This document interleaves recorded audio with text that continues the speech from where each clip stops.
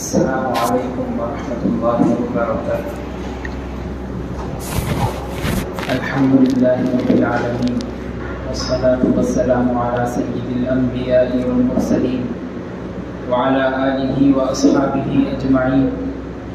اما بعد، قال اللہ تبارک وتعالی فی کلامہ المجید والفرقان الحمید، اعوذ باللہ من الشیطان الرجیم، بسم اللہ الرحمن الرحیم، والفجر وليال عشر والشفع والوتر صدق اللہ العظیم۔ محترم سامعین، معزز بزرگوں اور دوستوں،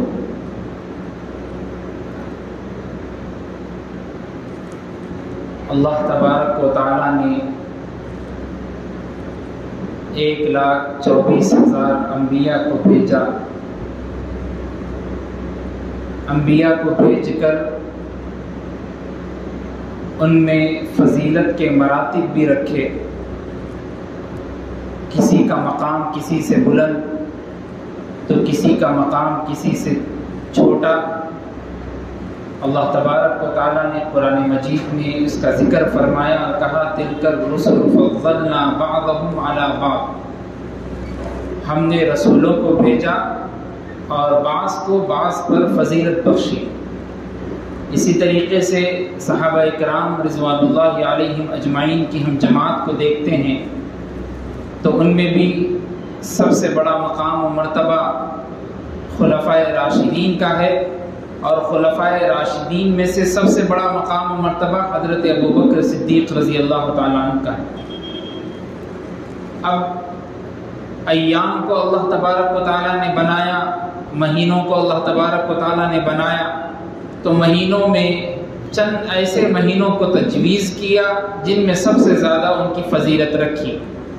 جیسے ابھی ہم ماہ رمضان المبارک اور مقدس مہینے سے گزر کر آ رہے ہیں۔ پورے مہینوں میں سب سے بابرکت مہینہ رمضان المبارک کا مہینہ ہے۔ اس کے بعد 4 مہینے جس کا ذکر قرآن مجید میں بھی ہوا، اس میں سے ایک ذی الحجہ کا مہینہ بھی ہے، اور وہی ذی الحجہ کا مہینہ ابھی چند دن میں شروع ہو جائے گا۔ تو ذی الحجہ کی فضیلت مہینوں میں جیسے رمضان المبارک کی فضیلت بتائی گئی، اس کے بعد ذی الحجہ کی فضیلت کا مقام و مرتبہ۔ ایک تو اس کی فضیلت کے لیے اتنا ہی کہنا کافی ہے کہ اللہ تبارک و تعالیٰ نے اس کے شروع کے 10 دنوں کی اور 10 راتوں کی قسم قرآن مجید میں کھائی اور فرمایا والفجر ولیال عشر، قسم ہے 10 راتوں کی۔ مفسرین کرام فرماتے ہیں ان 10 راتوں سے مراد ذی الحجہ کی 10 راتیں۔ اب قرآن مجید میں صرف بیان کرنا ہی فضیلت کے لیے کافی تھا، لیکن اللہ تبارک و تعالیٰ نے بیان کرنے کے بعد قسم بھی کھائی تو اس سے اس کی اور زیادہ فضیلت معلوم ہوتی ہے۔ قرآن مجید ہم سارے مسلمانوں کے لیے دستور حیات ہے، زندگی گزارنے کا ایک راستہ ہے اور ذریعہ ہے، اور قرآن مجید میں جب کوئی بات اللہ تبارک و تعالیٰ بیان کرتے ہیں تو اس کی فضیلت تمام چیزوں پر بڑھ کر ہو جاتی ہے۔ اور ذی الحجہ کی فضیلت کے لیے اور ایک چیز اتنا ہی کافی ہے کہ اس میں اللہ تبارک و تعالیٰ نے 2 چیزیں ایسی رکھی ہے جو کسی اور مہینے میں، جو کسی اور ایام میں وہ 2 چیزیں نہیں کر سکتے سوائے ذی الحجہ۔ ان 2 چیزوں میں سے ایک چیز تو حج ہے، جس کا تذکرہ، جس کا ذکر ہم نے پچھلے جمعے کو بھی سنا۔ حج اللہ تبارک و تعالیٰ کا ایک عاشقی کا منظر اور ایک عاشقی کا سفر نامہ ہے۔ حج کی فضیلت کے بارے میں قرآن مجید میں کئی آیات اور سورۃ الحج نامی ایک سورت میں ذکر ہے، اور اللہ تبارک و تعالیٰ نے خود حکم دیا وَأَذِّن فِي النَّاسِ بِالْحَجِّ، اے ابراہیم اب لوگوں کو حکم دے دو کہ وہ حج کریں۔ یأتوک رجالا وعلی کل ضامر یأتین من کل فج عمیق، اب چاہے تو وہ سواری کو لے کر نکلے چاہے تو وہ جیسی سہولت ہو لے کر نکلے، لیکن حج کے لیے کہنے کا حکم اور اس کی فرضیت کو بتا دیا۔ ذی الحجہ کی فضیلت کے لیے یہ بھی کہنا کافی ہے۔ اور اس کے بعد دوسری فضیلت جو کسی اور ایام میں نہیں ہو سکتی وہ ہے قربانی۔ ذی الحجہ کے علاوہ کسی اور ایام میں ذبح تو کر سکتے، گوشت تو کھا سکتے حلال طریقے سے، لیکن قربانی کو یاد کر کے قربانی کا نام دے کر ذی الحجہ کے علاوہ اور کسی مہینے میں نہیں کر سکتے، چاہے نفلی قربانی کیوں نہ ہو، اس کے لیے ذی الحجہ کا مہینہ اور وہ دن لازم ہونا ضروری ہے۔ ذی الحجہ کی فضیلت کے لیے یہ بھی کافی ہے، لیکن اللہ تبارک و تعالیٰ نے ذی الحجہ کی فضیلت کے لیے اور اس کی شروع کی اسٹارٹنگ کی 10 راتوں کی فضیلت بتانے کے لیے قرآن مجید میں قسم کھائی اور فرمایا وَلَيَالٍ عَشْرٍ، قسم ہے 10 راتوں کی۔ محدثین کرام مفسرین کرام فرماتے ہیں جس طریقے سے اللہ تبارک و تعالیٰ نے 10 راتوں کی قسم کھائی، اور 10 راتوں کی فضیلت کے بارے میں مفسرین کرام نے فرمایا کہ یہ 10 راتیں ذی الحجہ کی شروع کی 10 راتیں، 1 سے لے کر 10 ذی الحجہ کی شروع کی 10 راتوں کی فضیلت ایسی ہے جیسے رمضان المبارک کی شب قدر کی رات کی فضیلت۔ شب قدر کی فضیلت ہم نے پڑھی، لیلۃ القدر خیر من الف شہر، قدر کی رات 1000 مہینوں سے بہتر ہے۔ وہی فضیلت عشرہ ذی الحجہ کی 10 راتوں کی فضیلت، اور ہم ان چیزوں سے واقف نہیں ہیں۔ اگر معلوم بھی ہے تو اس کے پہل کرنے میں، اس میں عبادت میں لگنے میں، نمازوں کے لگنے میں، نفل عبادت میں لگنے کے بجائے دوسرے کاموں میں مشغول ہے۔ دیکھا یہ جاتا کہ قربانی کا ایک بکرا لانے کے لیے، ایک گائے، ایک بیل لانے کے لیے، کچھ بھی لانے کے لیے، ذبح کرنے کے لیے 8-10 دن سے راتوں میں پھرنا چالو ہو جاتا۔ محنتیں ایسی چالو ہوتی کہ بھائی انہوں سب سے محلے کا سب سے بڑا بیل اور سب سے بڑا گائے اور سب سے بڑا بکرا لے کے آ رہے، دکھاوے کے لیے پھول پہنا دیے، دکھاوے کے لیے کئی جگہوں پر معلوم بھی ہوتا 4 ڈبیاں ارش کے لگا دیے، اور بعد میں قصاب گوشت کاٹ رہا تو ایسا معلوم ہو رہا وہ ارش بھی گوشت پہ لگ کے آ رہا۔ ایسی ہماری حالت ہو گئی۔ عبادت میں لگنے کا مزہ کچھ اور ہے، عبادت کی تلقین کچھ اور کی جائے، اور ہم کسی اور چیز میں ملوث اور مبتلا ہے۔ اللہ تو فرما، اللہ کے رسول صلی اللہ علیہ وسلم کی حدیث کریمہ ہے، مسلم شریف کی روایت ہے، اللہ کے رسول صلی اللہ علیہ وسلم نے فرمایا ان 10 راتوں میں اللہ کو جتنا کام کرنا ایمان والے کا پسند ہے کسی اور مہینے اور کسی اور دن میں نہیں۔ صحابہ نے عرض کیا اللہ کے رسول صلی اللہ علیہ وسلم کیا جہاد کرنا بھی افضل نہیں ہے؟ اللہ کے رسول صلی اللہ علیہ وسلم نے کہا جہاد فی سبیل اللہ بھی افضل نہیں ہے، ہاں اگر کوئی بندہ مال اور اپنی اولاد کے ساتھ، اپنی جان کے ساتھ جہاد پہ نکلا ہو اور پھر واپس نہیں آیا تو وہ افضل ہے ان 10 راتوں سے۔ اس کی فضیلت کے لیے کتنی بڑی بات اللہ کے رسول صلی اللہ علیہ وسلم نے فرمائی، اس لیے کہ یہ 10 راتیں حاجیوں کے حج کا سفر کا ایک منظر ہے، اور اللہ کے رسول صلی اللہ علیہ وسلم پوری امت کو درس اور سبق دینا چاہتے ہیں کہ اگر تم حج کے لیے نہیں بھی نکلے لیکن تمہارے لیے 10 راتوں کی فضیلت ویسے ہی برقرار ہے جیسے ان لوگوں کے لیے۔ ایسا ہمارا اسلام ہے، ایسا ہمارا مذہب ہے، ایسا ہمارے لیے دینی تعلیم ہے، اور ایسا ہمارے لیے مذہب کی تعلیم و ملت۔ حضرت عمر بن خطاب رضی اللہ تعالیٰ کے سامنے ایک یہودی آیا اور آ کر اس نے سوال کیا تم کو معلوم نہیں تمہاری قرآن مجید میں ایک آیت ایسی ہے اگر وہ یہود و نصارہ کے پیغمبر پر یا بنی اسرائیل کے قوم پر نازل ہوتی وہ آیت تو ہم اس دن کو ایک عید اور جشن کا دن قرار دیتے۔ ایک آیت قرآن مجید میں تمہارے پاس ایسی۔ حضرت عمر بن خطاب نے کہا معلوم ہے ہم کو اور اللہ کو بھی معلوم ہے، اور وہ آیت کہاں اتری، کہاں نازل ہوئی، کس وقت نازل ہوئی وہ بھی اللہ کو معلوم ہے، اسی لیے اس کی فضیلت کو اللہ تبارک و تعالیٰ نے بیان کر دیا۔ وہ آیت کون سی ہے؟ قرآن مجید میں ایک آیت کریمہ اللہ تبارک و تعالیٰ نے بیان کی اليوم اکملت لکم دینکم واتممت علیکم، اب تمہارا دین مکمل ہو گیا، تمہارا ایمان، تمہارا تعلیم، تمہارا اسلام مکمل ہو گیا، اب کوئی دین میں نئی بات نہیں آ سکتی۔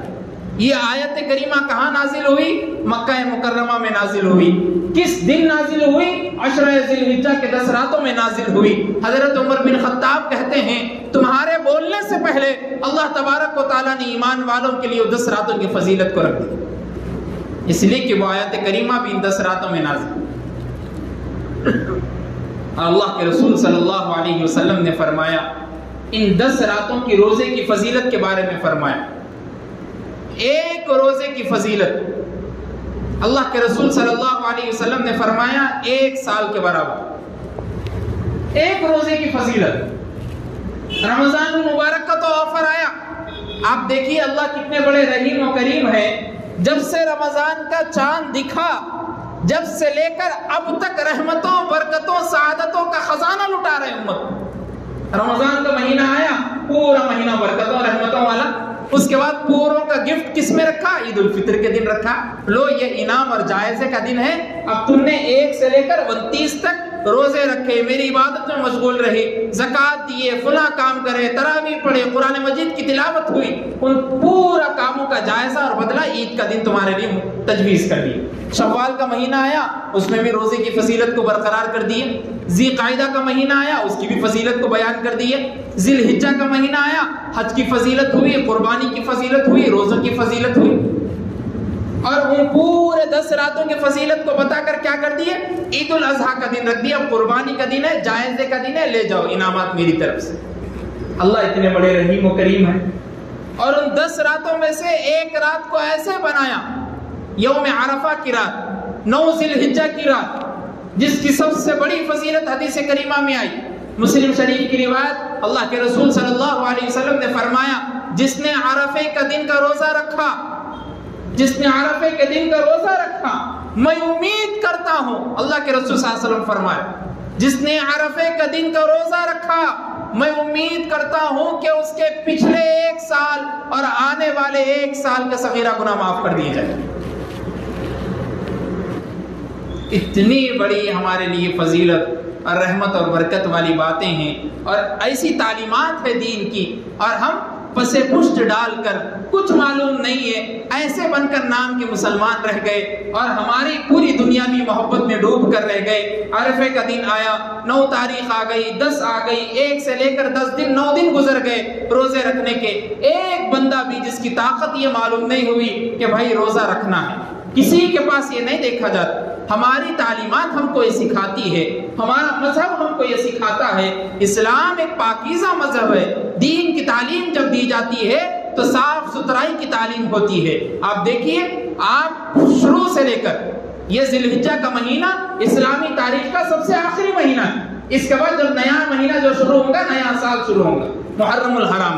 آپ محرم سے لے کے ذی الحجہ تک کی تاریخ کو پڑھیے، کبھی بھی کوئی ملصب بھی، کوئی خطیب بھی ممبر پر بیٹھ کر، کرسی پر بیٹھ کر مائک کی آواز میں یہ بیان نہیں کریں گے کہ لڑائی جھگڑا اسلام سکھاتا،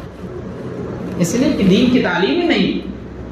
تعلیمات نبوی تو یہ ہے کہ اخلاق کے ذریعے سے پیش آنا، تعلیمات نبوی تو یہ ہے کہ لوگوں کو بتانا ہے کہ اسلام کیا سکھاتا ہے، روزے کب کب رکھنا ہے، کیا کیا طریقے سے رکھنا ہے۔ تو 1 سے لے کر 9 ذی الحجہ تک کے روزے رکھنا ہے، اور 9 ذی الحجہ کا روزہ، عرفے کا روزہ سب سے زیادہ فضیلت والا روزہ ہے۔ اللہ کے رسول صلی اللہ علیہ وسلم نے فرمایا، میں اس سے پہلے جمعے میں بھی بیان کیا تھا، عرفے کے دن جب پورے لوگ میدان عرفات میں کھڑے ہو جاتے، اگر کوئی بندہ دعا کے لیے ہاتھ اٹھا دیتا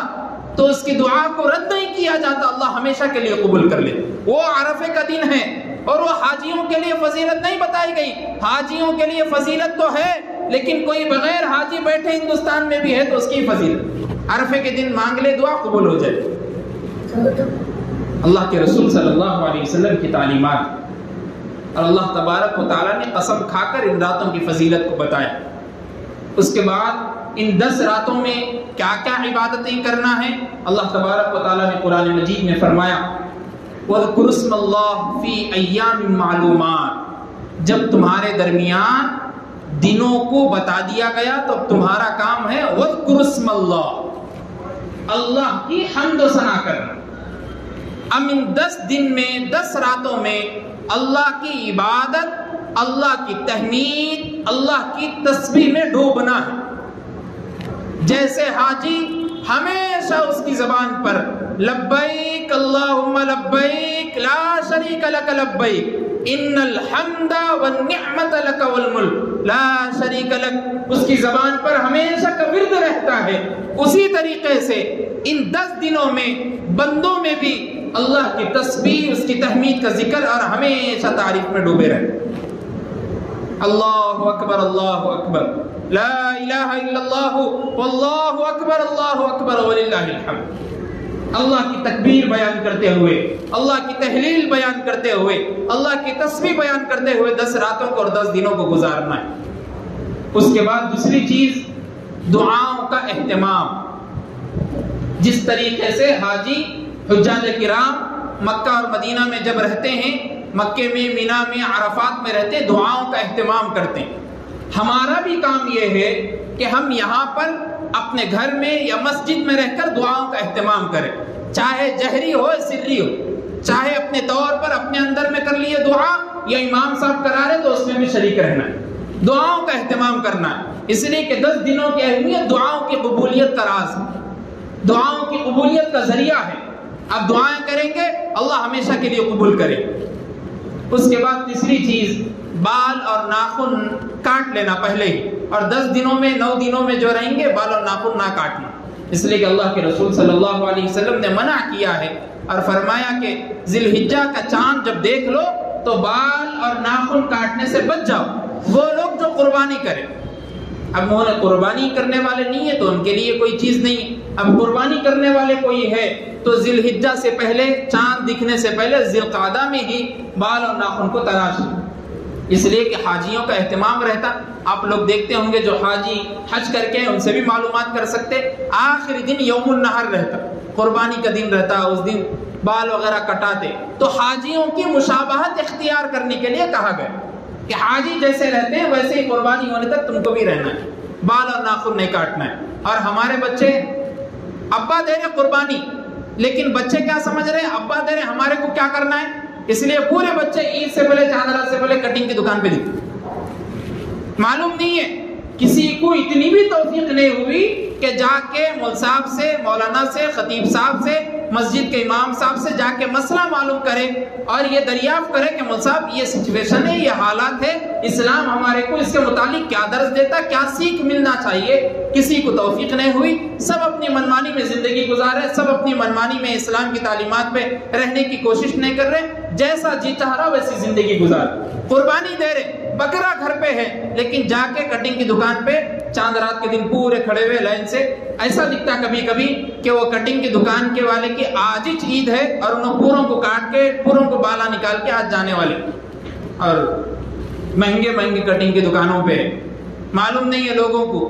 کمائی کا ذریعہ ابا کیسے پسینے سے کما رہے، کیا کیا محنتیں ان کی ہے، ریڑھ کی ہڈی کی گواہی کیا دینے والی وہ باپ کو معلوم ہے، لیکن پورے بچے ایسو آرام میں کٹنگ کرا رہے، 20 روپے میں، 30 روپے میں بھی آپ خود بھی کر لے سکتے، 30 روپے میں، 40 روپے میں کٹنگ ہو جاتی، لیکن ہمارے بچے بال یہاں سے کٹائیں گے، ادھر سے پیلے کر لیں گے، ادھر سے ہرے کر لیں گے، ادھر سے لال کر لیں گے، اور 200 400 500 روپے ان کو دے دے۔ کیسے محنت، ابا ایک دن کام کو گئے تو 500 روپے گھر کو آ رہے، لیکن ہماری پوری اولادیں ادھر ہی ہے، اور کوئی باپ، کوئی ماں، کوئی چاچا، کوئی ماموں بچوں کو نہیں سمجھا۔ ایک کو تو دیکھا گیا، ہم لوگ جاتے کالجز کو معلوم کرے تو ان کے ابا سے جب میں بات کرا تو ابا بول رہے مساق بچپن کے دن ہے بچے کے، رہنے تو کیا ہوتا، میں خود کرایا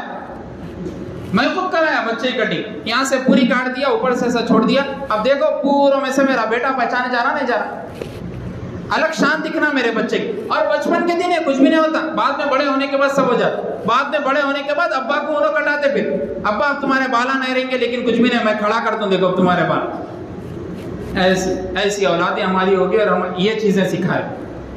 سکھا رہے، ہم دیکھنا ہے تو زندگی ان لوگوں کو دیکھ کر گزارو جنہوں نے اسلام کی تعلیمات کے لیے اپنے تن من دھن کو لگا دیا۔ حضرت بلال حبشی رضی اللہ تعالیٰ عنہ کا ذکر جب ہم پڑھتے ہیں، جب ہم سنتے ہیں، صفہ کے چبوترے پر دینی تعلیم حاصل کرنے کے لیے اللہ کے رسول صلی اللہ علیہ وسلم کی درسگاہ میں بیٹھنے کے لیے بیٹھے ہیں، 4 دن ہو گئے، 5 دن ہو گئے، 6 دن گزر گئے، کھانے کا ایک لقمہ، ایک نوالا پیٹ میں نہیں ہے۔ آ کے صحابہ کرام پوچھتے ہیں بلال بن رباح تم جاؤ اور جا کر کچھ کھانا تو کھا کر آؤ۔ بلال حبشی کہتے ہیں اگر میں کھانے کے لیے چلا گیا اور اللہ کے رسول صلی اللہ علیہ وسلم حاضر ہو گئے اور حدیث کا درس ہو گیا، بلال حبشی محروم ہو گیا، تو کائنات میں میدان محشر میں کھڑے ہو کر اللہ کو کیا جواب دے گا کہ بلال میرا نبی دین کی تعلیم دینے کے لیے حدیث کا درس دے رہا تھا اور تم گھر میں بیٹھ کر کھانا کھا رہے۔ بلال حبشی رضی اللہ تعالیٰ عنہ کی زندگی، اس دور کے حکیم، جب آپ بیمار ہو گئے تو آپ کے منہ سے وائٹ کف نکلتا تھا، معلوم کرے تو معلوم ہوا کہ 6 دن 8 دن کھانا نہ کھانے کی وجہ ہے۔ یہ صحابہ تھے، انہوں نے ہمارے تک اسلام کو پہنچایا، دین کو پہنچایا، تعلیمات نبوی کو پہنچایا۔ وہی اسلام ہماری ماں کے گود میں ہم کو بن بلائے مل گیا، اس کا مذاق اڑایا جا رہا، اس کو تکلیف دی جا رہی ہے۔ ذی الحجہ کا مہینہ گزر گیا، رمضان گزر گیا، ذی القعدہ گزر گیا، شوال ہو گیا، ذی الحجہ بھی آیا، ویسے ہی قربانی ہو گئی، کچھ معلوم نہیں ہے کیا کرنا ہے، کیا دینا ہے، کیا قربانی کے مسائل ہے، کچھ نہیں معلوم ہے، قربانی بھی ہوگی، پھر ویسے ہی محرم گزرے گا، پھر آئے گا رمضان، پھر ویسے ہی گزرے گا۔ دن ہوا، رات ہوئی، عمر یوں ہی تمام ہوئی۔ ہمارا کام یہ ہے، آپ بچیے، سوچیے، سمجھیے، تلقین کریے اپنے بچوں کو، نصیحت کریے اپنے بچوں کو، دین کی طرف بڑھائیے۔ وہ آنے والی نسل کی ایمان کی حفاظت کا قلعہ ہے، اگر وہ گر گئے تو پھر اسلام کو بچانے والا کوئی مل نہیں سکے گا۔ اگر وہ آج سے ہی مضبوط نہیں رہیں گے تو ان کو منہدم کرنے کے لیے، گرانے کے لیے بڑے بڑے میزائلوں کی ضرورت نہیں ہے، چھوٹے سا تنکا کافی ہے، وہ آگ میں تبدیل ہو جائے۔ اس لیے میں کہتا ہوں کہ ہمیشہ اپنے گھر میں دین کا ماحول پیدا کریں، ہمیشہ ایک چارٹ ایسا بنائیں کہ بھائی فجر کے بعد سے لے کر اشراق تک حدیث کا درس ہوگا، تفسیر پڑھی جائیں گی، قرآن کی تلاوت ہوگی، سارا مجمع جب بیٹھیں گا اولاد کے اوپر اثر پڑیں گا، اولاد کو معلوم ہوگا کہ بھائی یہ جو دین، یہ تعلیم جو ہے ایسے ہی نہیں ملے ہمارے کو، اس کے پیچھے بہت ساری تکلیفیں، صعوبتیں برداشت کیے ہیں لوگ، اس کے بعد ہمارے تک یہ اسلام پہنچا۔ تو ذی الحجہ کی فضیلت اللہ کے رسول صلی اللہ علیہ وسلم نے جو بتائی، اور عرفے کی جو فضیلت آپ کے سامنے بتائی گئی، اور بال اور ناخن نہ کاٹنا، اس کی بھی ترکیب آپ کو بتائی گئی۔ اس کے بعد آخری چیز اللہ کے رسول صلی اللہ علیہ وسلم نے امت کو خطاب کر کے ذی الحجہ کے دن فرمایا تھا، جب قربانی کے دن اللہ کے رسول صلی اللہ علیہ وسلم کے مدینہ منورہ میں گزر رہے تھے، تو اللہ کے رسول صلی اللہ علیہ وسلم نے فرمایا تھا یہ قربانی کا ایام یہ کوئی معمولی نہیں ہے، یہ ابراہیم علیہ السلام کی وعدہ اور وفا کا دن ہے۔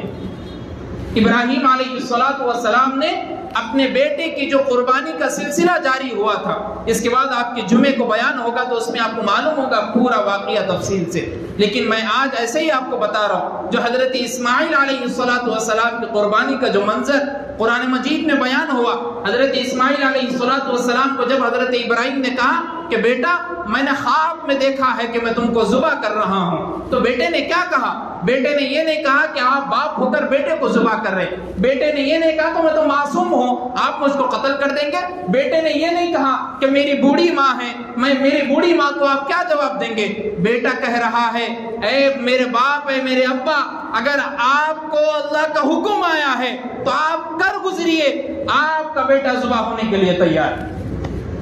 وعدے اور وفا کا دن ہے، اس وعدے اور وفا کو اللہ تبارک و تعالیٰ نے جو منظر وہ بتایا کہ دمبے کو لا کر رکھ دیا حضرت جبرائیل، پھر اس کے بعد حضرت اسماعیل کو ہٹایا گیا، پھر دمبے کو ذبح کیا گیا، اس کے بعد سے لے کر آج تک قربانی کا سلسلہ جاری و ساری، اور پرجوش ماحول میں ہمارے اپنے وطن عزیز حیدرآباد میں لوگ قربانی کرتے ہیں۔ اس کے تمام سمجھدار لوگ بھی موجود ہیں کہ کہاں تک کس کو گوشت پہنچانا ہے، کیا تقسیم کرنا ہے، ساری چیزیں معلومات ہیں، لیکن اس سے پہلے ایک چیز میں بتا دینا ضروری سمجھتا ہوں۔ اگر آپ ذی الحجہ کے اسٹارٹنگ سے پہلے، شروع ہونے سے پہلے اگر آپ نا اتفاقی میں، دشمنی میں، عداوتوں میں، نفرتوں میں ہیں تو ایک دوسرے سے مل جائیے، میل و محبت کو برقرار رکھیے، اتحاد و اتفاق کو برقرار رکھیے۔ اگر اللہ کے رسول صلی اللہ علیہ وسلم نے فرمایا کہ اس کے 1 سال کے پچھلے اور اگلے گناہ معاف ہو جاتے. 1 سال کے یوم عرفہ کا روزہ رکھنے صرف گناہ صغیرہ معاف ہوتے, گناہ کبیرہ معاف نہیں ہوتے. گناہ کبیرہ بغیر توبہ کے معافی نہیں ہوں گے. کسی کی زمین ہڑپ لیے, کسی کے اوپر ٹیکس لگا ہوا مال جو تھا وہ ہڑپ کر لیے, کسی کا مال ناجائز طریقے پہ کھا لیے, بھائی کا کچھ حق تھا بھائی کھا لیا, بہن کا کچھ حق تھا بہن کو نہیں دے کے بھائی کھا لیے, چھوٹے بیٹوں کا حق تھا ماں باپ کھا لیے. کسی بھی طریقے سے ہو جو حق کھاتے ہیں اللہ تبارک و تعالیٰ یاد رکھیے آپ اللہ کبھی معاف نہیں کریں گے. اسی لیے اگر یہ سچویشن آپ کے ہے, حالات آپ کے پاس ہے, مل جل کر فیصلہ کریے, اتحاد و اتفاق کے ساتھ رہیے, دین اور شریعت کو پس منظر میں لا کر اپنے بچوں کی اولادوں کی اور صحیح طریقے سے ان کی رہنمائی کریے. اللہ سے دعا کیجیے کہ اللہ ہم سب کو کہنے سننے سے زیادہ عمل کی توفیق عطا فرمائے. وآخر دعوانا